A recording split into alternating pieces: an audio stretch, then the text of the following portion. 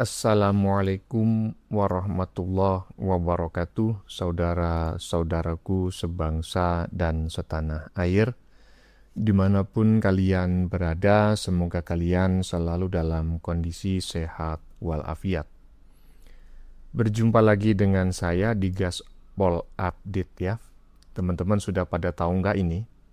Si dokter Mangkrak kumat lagi kemarin ya. Kemarin-kemarin pura-pura sakit. Pakai kursi roda, lemas macam sebulan gak makan. Begitu penahanannya ditangguhkan, sombongnya kumat lagi.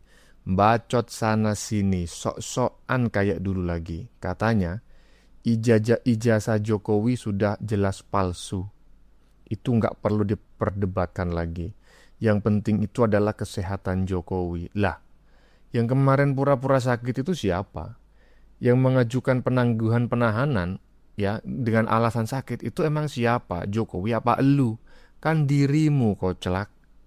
Nah, bagaimanakah videonya dan bagaimanakah respon netizen? Mari kita tonton bersama, kemudian mari kita komentari bersama di bagian akhir video. Ini dia. Sekarang ini yang paling penting bagi Pak Jokowi itu bukan soal ijazah. Ijazah udah jelas. Udah kami jelaskan dalam buku Jokowi's White Paper. Jelas ijazah yang muncul ya tanggal 1 April 2025 itu jelas ijazah palsu. Jadi udah nggak usah dipertanyakan, apalagi dibawa sampai kepada ke hukum.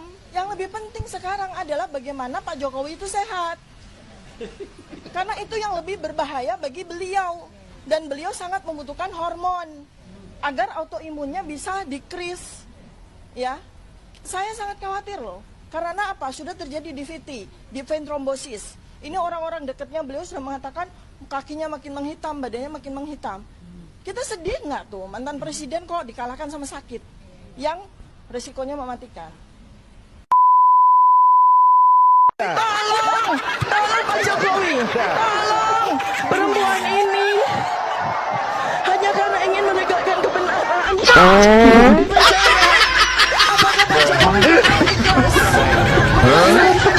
Lah yaitu, yang kemarin yang pura-pura sakit itu siapa? Kok malah menasehati Jokowi? Jokowi itu sakit, itu fix. Bisa dilihat dari wajahnya, dari warna kulitnya, ya.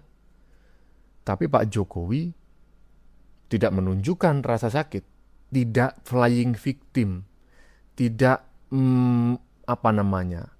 tidak menjual kesedihan, tidak meminta empati seperti yang kau lakukan, Mangkrak.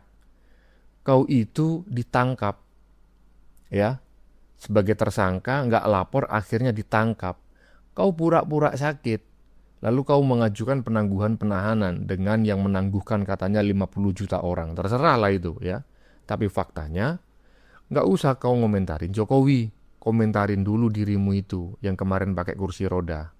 Lanjut. Misalnya kasus ijazah Pak Jokowi yang sekarang ini, saya ikut bicara sebentar kemarin. Saya tidak peduli apakah ijazah Pak Jokowi itu asli atau tidak. Saya tidak peduli karena itu tidak akan ada akibatnya terhadap proses ketatanegaraan kita. Dalam arti begini, taruhlah misalnya, betul tuh ijazah Pak Jokowi palsu misalnya. Lalu ada yang mengatakan gini, kalau betul ijazah Pak Jokowi palsu, maka seluruh keputusan-keputusannya selama menjadi presiden itu batal. Tidak sah. Saya bilang, enggak lah. Apa hubungannya? Itu kan hukum tata negara. Kalau pidana, iya. Pidananya bisa. Kalau terjadi pemalsuan, itu karena kebohongan. Kebohongan publik karena pemalsuan. Itu bisa, tapi pidana itu tidak menyangkut ketatanegaraan ke orangnya. Kalau ketatanegaraan, misalnya pengadilan memutuskan hari ini. Presiden, kemarin ijazahnya palsu, maka semua keputusan saya bubar negara ini. Undang-undang pemilu, dia yang buat pemilunya udah selesai. Yang tanda tangan tuh presiden. Apa tidak sah? Yang mengangkat hakim-hakim tuh tanda tangannya presiden, hakim MK, hakim MA. Apa putusannya batal semua? Pengangkatan menteri lebih diangkat oleh presiden dasar. Apa batal semua itu kebijakan perjanjian internasional dan sebagainya? Enggak. Enggak bakal tidak sah. Karena apa? Kalau pendekatannya hukum tata negara dan hukum administrasi negara, itu dalilnya itu keputusan yang sudah dibuat secara sah oleh kedua belah pihak, itu harus dijamin kepastian hukumnya. Wah, itu berlaku. Kalau salah ya sudah, misalnya kita kontrak dengan Cina, bikin jalan tol gitu, bikin kereta api gitu. Karena kita tidak senang lalu mau batal, ya Cinanya tidak mau. Kita terikat oleh hukum internasional juga dalam sengketa internasional. Atau kampus-kampus ini menjadi tidak sah semua ijazahnya. Karena apa? Yang mengangkat menteri, rektornya yang menandatangani ijazah itu.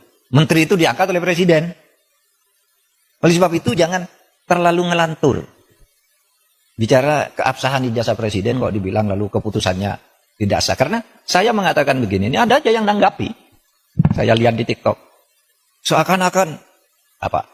Mahfud MD sekarang sudah berubah. Sudah mendukung Pak Jokowi. Dia mengatakan bahwa kalau ijazahnya Pak Jokowi palsu, keputusannya tidak batal. Lah iyalah, bukan karena mendukung, memang begitu.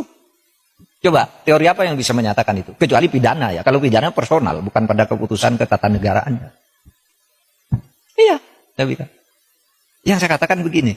Ada yang tanya juga, Pak Mahfud, Anda kok nggak ikut-ikut nih? Ikut dalam gerakan menggugat ijazahnya Pak Jokowi. Saya nggak punya kepentingan. Apa? Kepentingan saya nggak ada. Makanya itu ditolak. Ditolak oleh pengadilan tuh bukan karena pengadilannya salah. Gini, mari saya jelaskan. Biar nanti saudara, kalau mencari celah ngatur pelanggaran presiden yang terlanjur terjadi itu, di undang-undang kepresidenan mau diatur bagaimana. Saya dengar paper yang masuk sudah banyak. Coba nanti dipilih. Ya begini, yang gugat ijazahnya Jokowi ini pertama masuk ke gugatan peradilan perdata. Lihat saudara, keabsahan ijazah kok digugat ke pengadilan perdata, pengadilan bilang bukan wewenang saya. Jadi benar, pengadilan itu bilang, NU, saya tidak dapat menerima ini karena bukan wewenang. Tugas pengadilan itu bukan mencabut ijazah. Terus apa dong?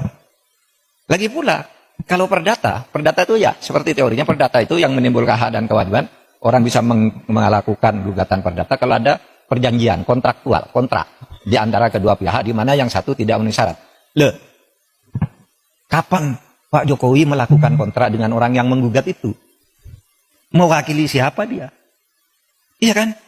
Pengadilan begitu. Saya tidak membela Pak Jokowi, tidak juga membela pengadilan. Benar ya, justru kalau dia memutus salah. Pengadilan negeri itu. Terus kemana dong? Tidak ada kan? Pihak yang dirugikan siapa? Secara perdata. Siapa yang perdata itu kan? Pribadi dan badan hukum privat. Oh kalau gitu, pindah ke PT UN. PT UN juga menyatakan tidak bisa nerima. Kenapa? Kalau saya dinyatakan mencabut ijazah tidak sah. Seharusnya Anda minta, kalau mencabut ijazah itu minta ke UGM. Karena UGM yang menerbitkan, masa PT UN. Dan lagi pula apa rugimu secara ketatanegaraan, ketatausahaan negaraan. Pencabutan itu minta ke UGM, mau UGM yang mengeluarkan. Kok saya disuruh menyatakan tidak sah? Kalau Kalimantan suruh menyatakan tidak sah, pasti NU dong. Kalau mungkin minta agar pengadilan memerintahkan UGM untuk mencabut gitu, itu jadi perkara, pihaknya jadi UGM. Maka saya bilang, wah UGM tidak usah melibatkan diri lah, apa buang-buang waktu begitu. Dan orang tidak berwenang juga.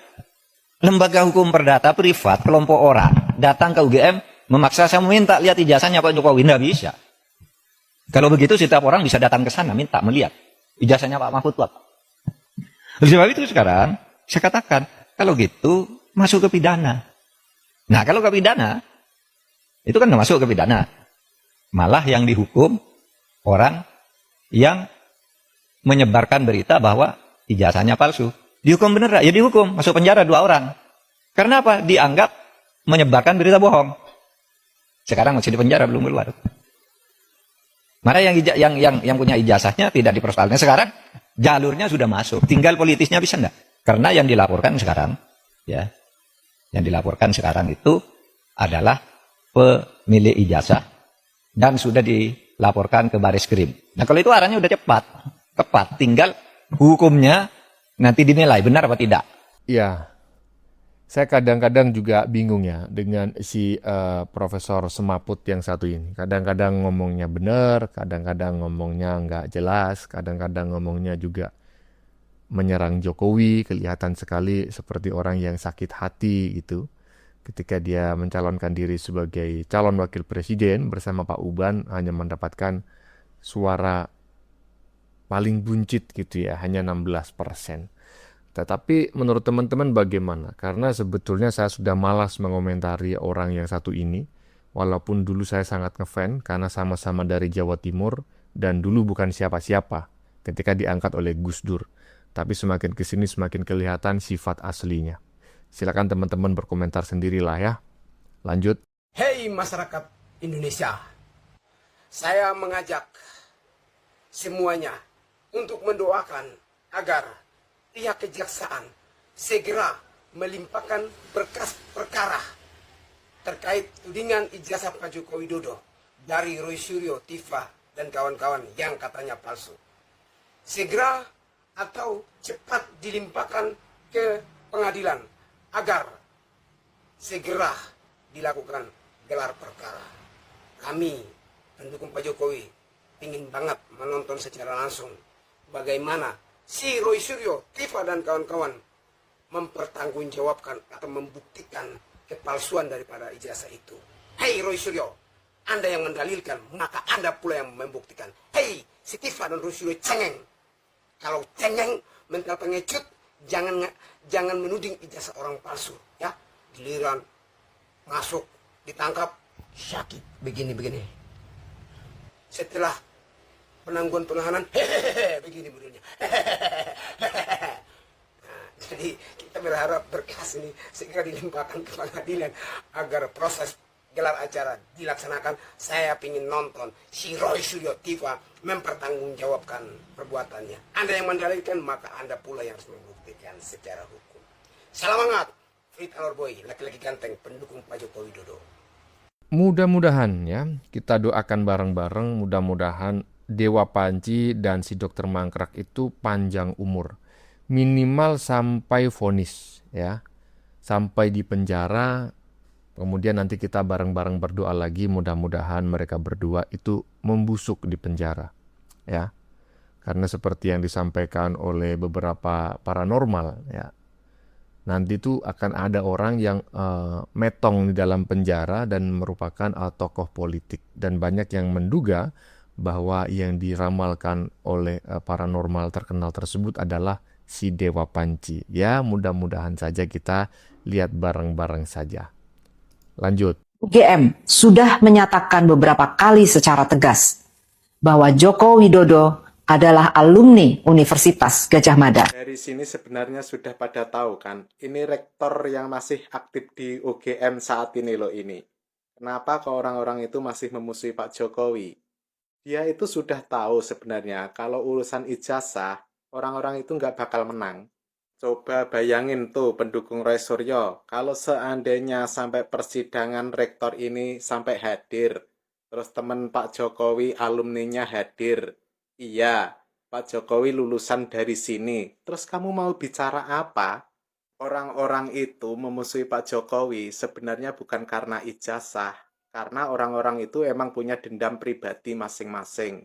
Contoh ya, si DR Tifa sama Fadilah itu kan dia kan ex HTI. Nah, kalau Roy Suryo itu kan punya dendam pribadi karena pernah dibully waktu bikin meme dulu itu. Kalau si Refli Harun itu kan pernah dipecat 2 kali di tahun 2020 dan 2018. Itu di PT apa itu, waktu itu menterinya Erick Thohir itu. Dan sekarang ini ada juga partai yang menunggangi. Partai apa itu, sebut sendiri namanya. Partai yang tidak mengesahkan undang-undang perampasan aset. Jadi kuatnya orang-orang itu, karena ada yang bonceng. Yang bonceng itu siapa ya? Para koruptor. Tahu kan, para koruptor itu kalau di sini kan ada sarangnya. Kayak Rizal Khalid, itu kan juga tidak tahu udah pergi kemana itu. Kenapa kok para koruptor membonceng kasus ini? Ya, para koruptor itu takut kalau sampai Pak Jokowi berkuasa lagi. Dong kan, sampai sini dong urung. Nah urung dong ya karepmu. Ya, kalau orang yang dong Mas ya, orang yang punya otak pikirannya waras, mereka tahu bahwa sebetulnya menggugat ijazah Jokowi itu sebetulnya lawannya itu bukan Jokowi, tapi lawannya adalah institusi UGM sebagai lembaga pendidikan yang menerbitkan ijazah tersebut. Beda lagi, kalau pihak UGM itu mengklarifikasi atau menampik ya, atau membuat pernyataan ijazah Jokowi tidak pernah kami terbitkan. Itu lain lagi. Lah ini pihak lembaga pendidikan yang menerbitkan itu mengklarifikasi bahwa Jokowi benar-benar mahasiswanya, Jokowi benar-benar lulus dan ijazahnya tersebut asli. Tapi dituduh palsu. Nah, artinya sebetulnya mereka itu tidak sedang melawan Jokowi, tapi melawan UGM. Lanjut. Nah, kalau memang palsu kan ngapain Pak Jokowi membawa ijazahnya ke lembaga hukum gitu kan? Buat apa Pak Jokowi membawa ijazahnya ke polisi gitu atau ke pengadilan? Ngapain Pak Jokowi repot-repot akan melakukan semacam upaya hukum dan menuju kepada lembaga hukum gitu? Wah, lembaga hukum kan itu juga termul gitu. Itu parcok-parcok. Oke, katakanlah kalian tuduh seperti itu polisi. Ini sekarang sudah di kejaksaan gitu. Ayo, jaksa ya. Ini Pak Jokowi membawa ijazahnya di situ gitu. Silahkan nanti hakim yang kemudian membuat penilaian dengan mekanisme tertentu sehingga orang bisa tahu bahwa ini ijazah asli atau palsu gitu. Nah, pertanyaannya kalau memang Pak Jokowi pemilik ijazah palsu, ya seharusnya dia menggunakan kekuatan politik besarnya kemudian untuk menyelesaikan isu ini, bukan dia bawa ke ranah hukum. Itu cari mati berarti itu kan. Mana ada maling ya yang kemudian mau bersembunyi dari perbuatan pidananya, kemudian mau mendatangi aparat penegak hukum. Ini loh, saya nggak maling, padahal dia maling gitu loh. Nah, ini sebuah pernyataan yang sangat masuk akal dan bisa dipahami oleh orang bahkan dengan tingkat pendidikan rendah gitu ya. Kalau memang ijazah Jokowi itu palsu, ya ngapain Jokowi itu ya melaporkan ke Polda Metro Jaya? Kalau palsu, ya justru tidak dilaporkan. Logikanya kan seperti itu. Karena kalau palsu dilaporkan, itu kan sama aja. Jokowi itu mencari masalah, kan seperti itu. Tapi ya terserah mereka ya.